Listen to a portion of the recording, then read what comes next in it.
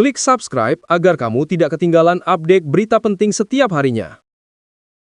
Anies Baswedan disebut jadi calon pengganti AHY di Kabinet Prabowo.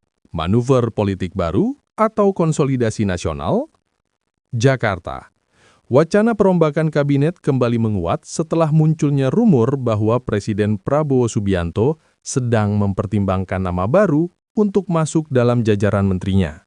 Salah satu nama yang mencuat dengan cepat, bahkan menjadi topik pembicaraan di berbagai lini media sosial dan forum politik nasional, adalah Anies Baswedan. Mantan Gubernur DKI Jakarta tersebut disebut-sebut sebagai calon pengganti Agus Harimurti Yudhoyono atau AHY dalam pos kementerian strategis yang selama ini dipimpin oleh putra Presiden ke-6 RI, Susilo Bambang Yudhoyono. Rumor ini menciptakan perdebatan luas. Apakah pemerintah benar-benar berencana memasukkan Anies ke dalam struktur kabinet? Ataukah isu ini hanya bagian dari dinamika politik yang muncul menjelang evaluasi kinerja kementerian yang biasa dilakukan setelah 1 tahun pemerintahan berjalan? Sampai sekarang, belum ada pernyataan resmi dari istana.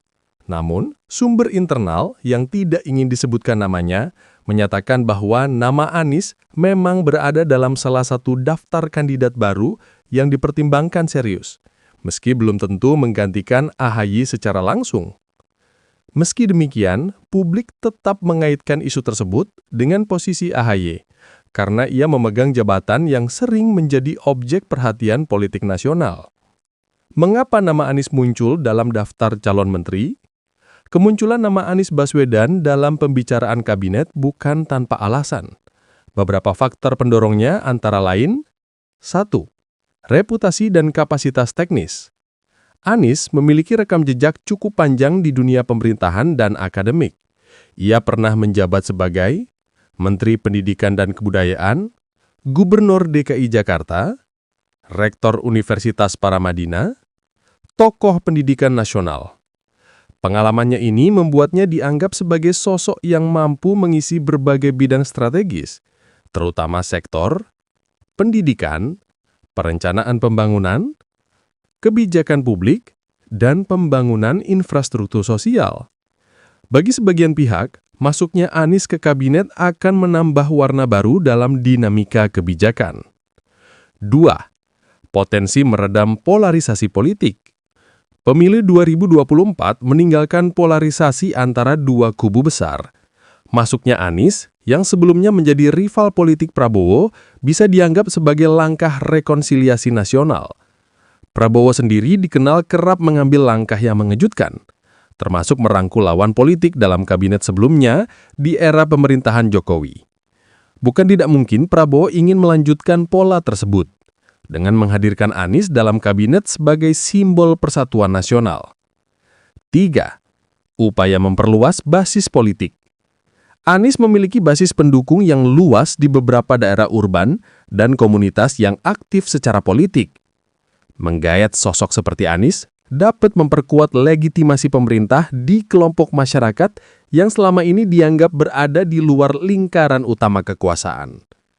Bagi Presiden, langkah ini dapat meningkatkan stabilitas politik nasional sekaligus merangkul kelompok kritis yang selama ini berada di luar pemerintahan. Posisi apa yang dikabarkan untuk Anies? Spekulasi beredar luas, namun 3 posisi paling sering disebut antara lain: 1. Menteri ATR BPN, posisi yang kini dijabat AHY.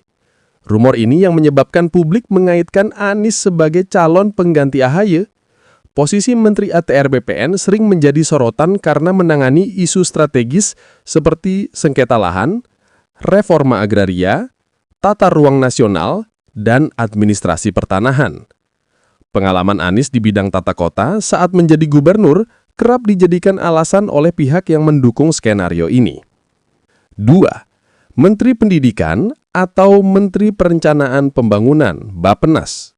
Sebagian analis politik menilai bahwa pengalaman akademis Anies lebih cocok ditempatkan pada kementerian yang berfokus pada pengembangan keilmuan dan perencanaan jangka panjang. 3. Menteri Koordinator. Rumor yang paling spekulatif adalah wacana bahwa Anies bisa masuk sebagai Menteri Koordinator bidang pembangunan manusia. Namun rumor ini dianggap paling tipis kemungkinan terjadinya. Bagaimana nasib AHY jika rumor ini benar? Sampai saat ini tidak ada tanda bahwa AHY akan digeser. Dalam beberapa kesempatan, AHY terlihat mendampingi presiden dan menjalankan program kementeriannya dengan penuh intensitas. Namun, dalam dinamika politik, jabatan menteri sering bergantung pada kebutuhan presiden, evaluasi kinerja, dan strategi jangka panjang. Jika perombakan benar terjadi, ada beberapa skenario. 1. AHY dipindahkan ke posisi lain yang lebih strategis. 2. AHY tetap di posisinya sementara Anies diberi kementerian lain. 3. AHY tergeser karena alasan rotasi atau penyederhanaan struktur. Semua ini masih spekulatif. Respon publik terhadap rumor pengangkatan Anies. Reaksi publik terhadap isu ini sangat beragam. Pendukung Anies. Mereka menilai bahwa langkah ini menunjukkan pengakuan atas kapasitas dan integritas Anies. Masuknya Anies ke kabinet dianggap sebagai bentuk rekonsiliasi nasional dan kesempatan untuk mendorong kebijakan yang lebih humanis. Pendukung AHY. Sebagian melihat rumor tersebut sebagai upaya penggeseran AHY yang dianggap belum memiliki cukup waktu untuk menunjukkan kinerja maksimal. Pengamat politik. Banyak pengamat politik menilai rumor ini wajar mengingat pemerintahan baru biasanya melakukan evaluasi kabinet setelah 1 tahun berjalan.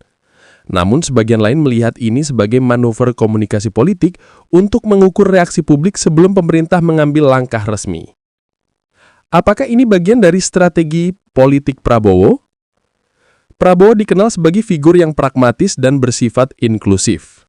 Ia tidak ragu merangkul mantan lawan politik jika dianggap bermanfaat bagi stabilitas pemerintahan.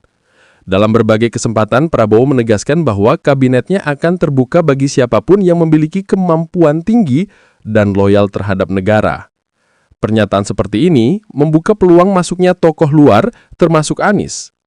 Ada juga analisis bahwa Prabowo ingin membangun kabinet yang benar-benar besar, melibatkan tokoh dari berbagai spektrum politik untuk menciptakan pemerintahan yang kuat dan stabil.